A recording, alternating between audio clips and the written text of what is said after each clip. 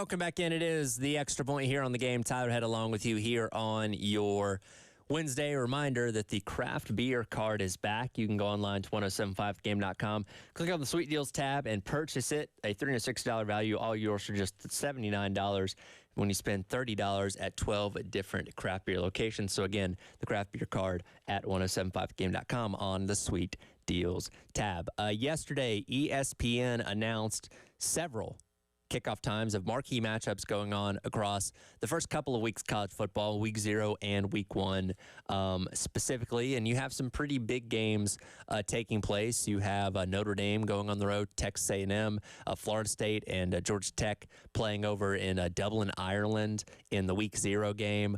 A lot of key matchups, but two of the bigger matchups on the weekend are Clemson and Georgia squaring off on Saturday, August 31st, and then Southern Cal and LSU squaring off on Sunday night, September the 1st.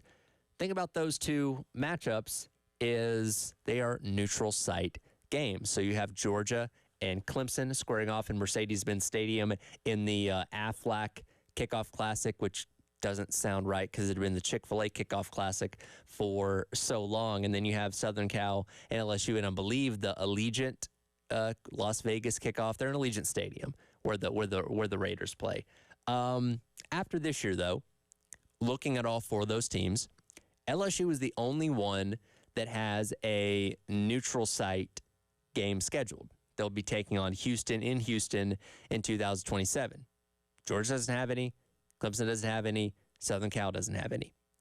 But Alabama, who for the longest time was always playing in some week 1 neutral site game in Orlando or Dallas or Atlanta or somewhere against some opponent from the ACC or the Big Ten or the Big 12. They don't have any scheduled. Notre Dame has a lone one scheduled against Wisconsin at Lambeau Field in 2026, but that's it. And I'm so happy about this. I think we are finally getting to the point where we're getting rid of these neutral site week 1 games, because to me, it's a slap in the face of what college football is and should be, where we have these amazing, historic venues across the entire landscape of the sport. One beautiful thing about college football is we don't tear down stadiums and build new ones every 20 years. Williams-Brice Stadium has been there forever. Sanford Stadium has been there for 100 years. Texas, where they play, has been there for a long time. Like, all these great stadiums across college football are pieces of history. Notre Dame Stadium is dripping with history of Newt Rockne, the Four Horsemen, all those kind of guys. And it's still in the same venue that it's been for 100+ years. And yes, innovations happen and upgrades and all that kind of stuff, but it's the true tradition of college football to play in these places that have been, full of history for as long as they've been around. And why we decided, however many years ago, to suddenly start taking games away from these venues to play them at sterile NFL stadiums is beyond me. I look at a matchup like Georgia and Clemson, which kick us off at noon, by the way, which I think is ridiculous. That should be a primetime matchup. That should be the primetime matchup on Saturday night, but it's not. And I think the fact that they're not playing in a home venue goes a long way with that. Now, there's still going to be a good crowd there. You're going to have, half orange and half red, and it's going to be sold out because it's a short drive for both fan bases there on a holiday weekend.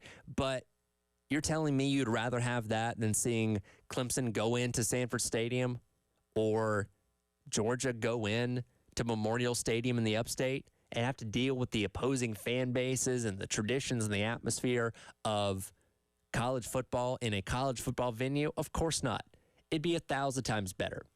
And like I said, I think we are finally trending away from these kind of things happening. And I understood the initial appeal of this because it creates almost a bowl-like atmosphere in week number 1.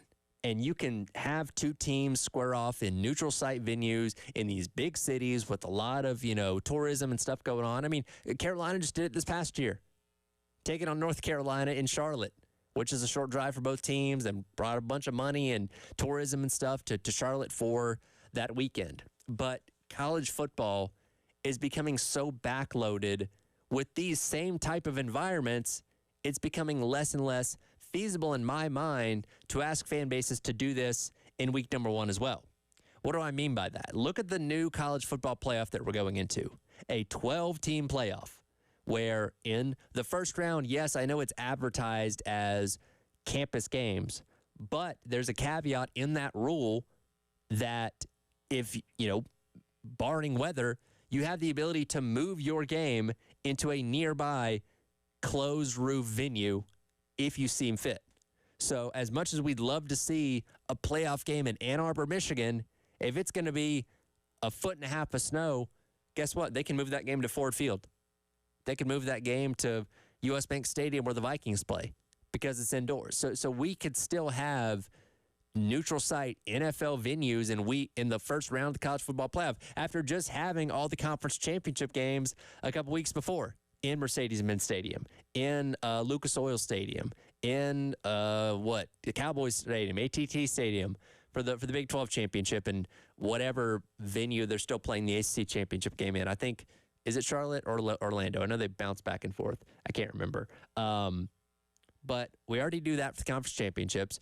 You had the ability to do that in the first round of the playoffs. You get into the quarterfinals, which now you're at bowl sites, and everything with the exception of the Rose Bowl is played in an NFL stadium. The Cotton Bowl, the Orange Bowl, the Sugar Bowl, the Peach Bowl, all those NFL stadiums. And then, because your next 2 rounds, the quarterfinals and semifinals, are comprised of these bowl games, and then you get the championship game, and guess what? It's rotating through NFL stadiums. It just got announced the other day that I think 2027 is going to be in Las Vegas.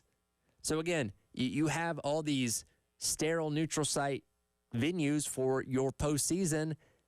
You're already asking these fan bases to do so much traveling over the course of just over a month in December and to go to these venues. I really hope this is a trend now where we can just let regular season games take place at home venues like they should be. Like I said, Notre Dame is going on the road to A&M. That's the Saturday night, marquee matchup for week number 1. You got the gold helmets going into College Station. That's cool, man. I don't care what side. I don't care who you're rooting for in that game. It's cool to see a power and a traditional program like Notre Dame going into a venue that they're not familiar with. And if you're a fan in College Station, Texas, you get to say, wow, Notre Dame is coming to play here. And then I believe it's next year, A&M's going to go up there to play in Notre Dame Stadium. That's what makes college football so cool. And I hate that for so long we've taken these huge matchups away from places where they should be played to go shove them into AT&T Stadium, to go shove them in to Camping World Stadium in Orlando, just to pop some tourism dollars for those local cities. Marquee matchups in the regular season should be played in home and home environments. Now, there are exceptions to this. Of course, you have Georgia, Florida, that's always been played in Jacksonville. You have Texas and Oklahoma, that's always been played at the Cotton Bowl. I'll even give a little bit of a pass to, Arkansas and Texas A&M and Southwest Classic. I get what they're going for in Jerry World. That's fine, because there's some form of tradition tied up in those. But when you have Southern Cal and LSU playing in Las Vegas, what is this? I'd much rather see the Trojans go to Death Valley, or I'd rather see LSU go out and play in the Memorial Coliseum in L.A. That's cool, not NFL stadiums. So again, I hope we're at least trending in the right direction for these things slowly going away. And I get Carolina's got one next year in Mercedes-Benz Stadium against Virginia Tech, and hopefully that's the last one that they have scheduled for the foreseeable future. Because I would much rather see the Gamecocks go to Blacksburg or see the Hokies come down here to Williams-Brice Stadium, because that's what makes college football great, is the environments and the settings that these home venues provide, not sterile NFL stadiums. Last night, Caitlin Clark made her WNBA debut. Didn't go as some people thought it would, and a little glimpse into how Caitlin Clark is going to be as a pro. We'll dive into that coming up. It is The Extra Point. Tyler Head along with you on your Wednesday here on The Game.